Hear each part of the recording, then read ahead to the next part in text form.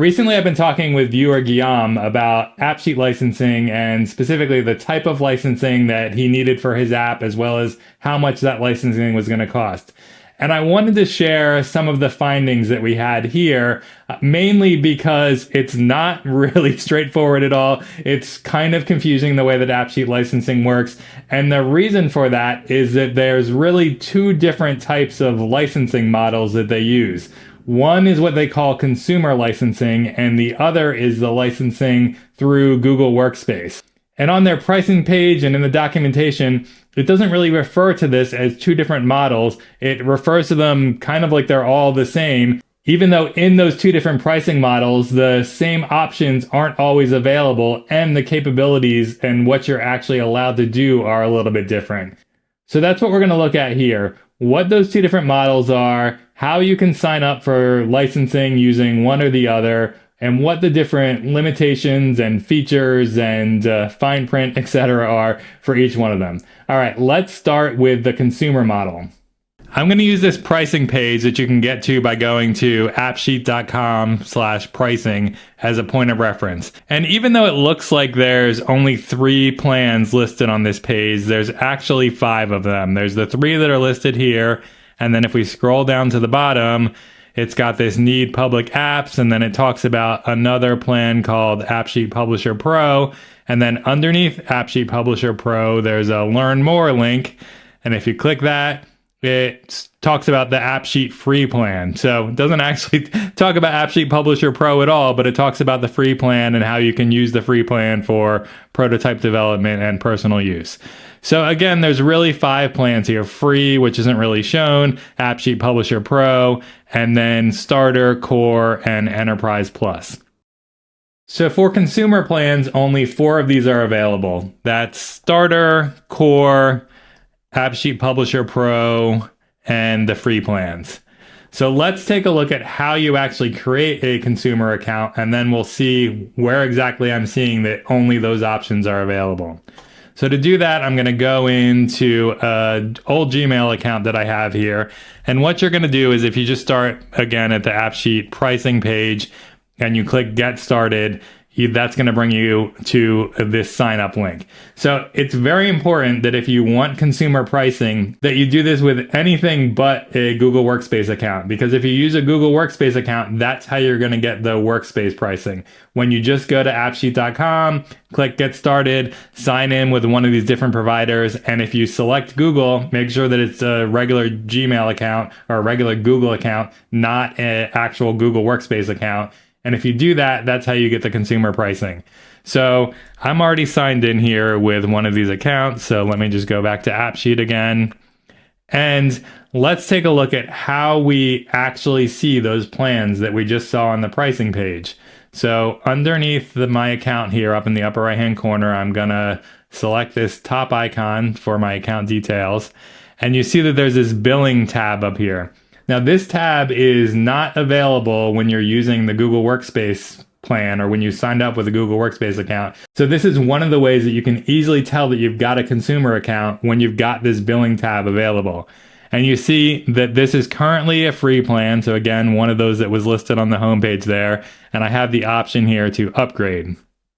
So my options are a plan class of secure, and then underneath that you see I have AppSheet Starter and AppSheet Core, so those 2 leftmost columns that were on the pricing page. Notice that there's no option for Enterprise here, only those first 2 columns. And then there's also an option for public, pay per app, and then we have AppSheet Publisher Pro here. And AppSheet Publisher Pro is what lets you create an application that you can have non-authenticated users access without having to pay per user licensing for them.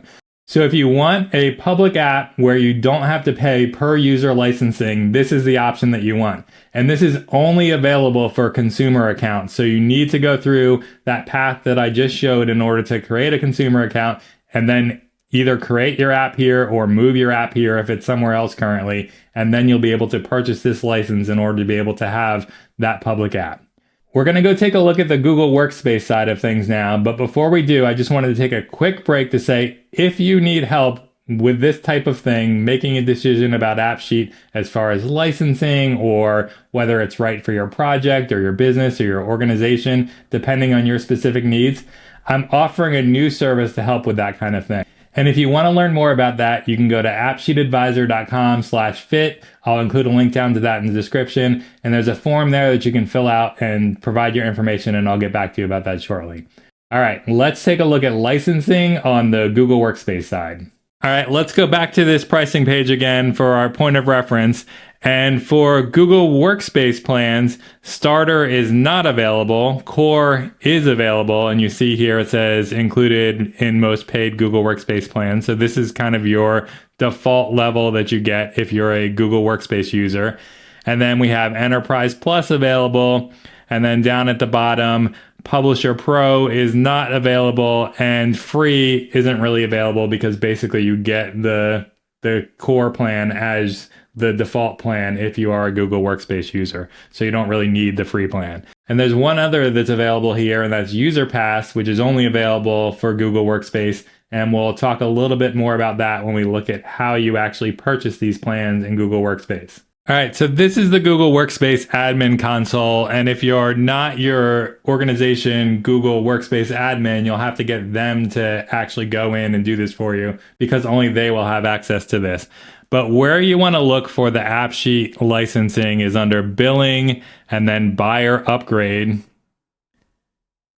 And then scroll down on this page and there's a section called No Code App Builder, and this is the part that's about AppSheet. And so you see there's a section here for AppSheet Core. It's saying it has this downgrade option for me because I currently have an enterprise license.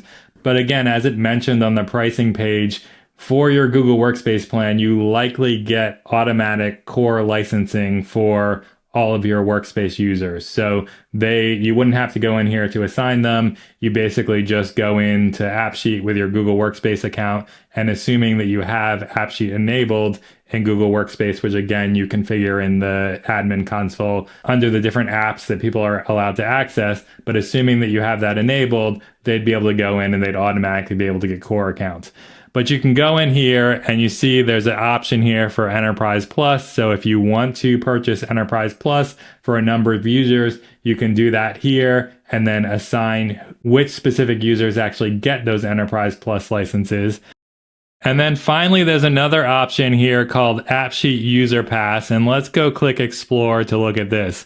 So I'd highly suggest that if you need workspace licensing beyond what you automatically get with Core, that you read through this page because this is one of the best explanations I've seen in the AppSheet documentation as far as how this works. But just to quickly summarize, when you're using workspace pricing, meaning that you have apps that were created by accounts that are Google Workspace accounts, you're required to have every user have a license, and the level of license required is the level of license that that app was created with. So if you have core users creating apps, other users who are using those apps need to have core, which may be fine if they're all internal users and they're all Google Workspace users. You'd have no additional costs at that time. But if you upgrade some of your users to enterprise and then they go create apps using their enterprise accounts, then you have to have enterprise licenses for everyone that's using those apps. And that includes both your internal users and external users. If they don't have their own enterprise licenses through their Google Workspace accounts, you need a way to be able to pay for them as well. So all of that is what this User Pass license is for. It basically lets you take a user that has a lower level license than what is needed and to kind of dynamically, for lack of a better word, upgrade them to the level of license that's needed for them to be able to access that particular app. So these User Pass licenses are $5 per user per app per month.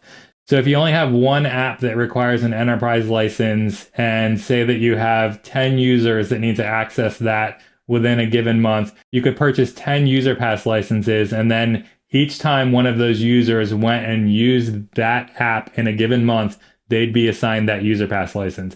And again, this is described here, so go and read this specifically versus what I'm describing here, because again, there are multiple dimensions to this with the app and the users and the time, the specific month. But if you are using Google Workspace and you do have apps, especially if they are enterprise apps or if you have external users, you'll want to take a look at this user pass license because it can save you a significant amount of money versus having to buy full enterprise licenses for all those users just to allow them to access those enterprise apps.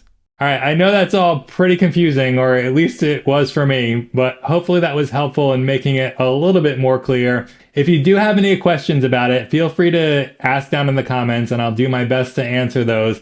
And if you're looking for more personal, more specific support, again, I do have that appsheetadvisor.com/fit service that I'm offering where we can meet in person and talk through your specific situation. All right, that's all I got for today. As always, thanks for watching and happy building.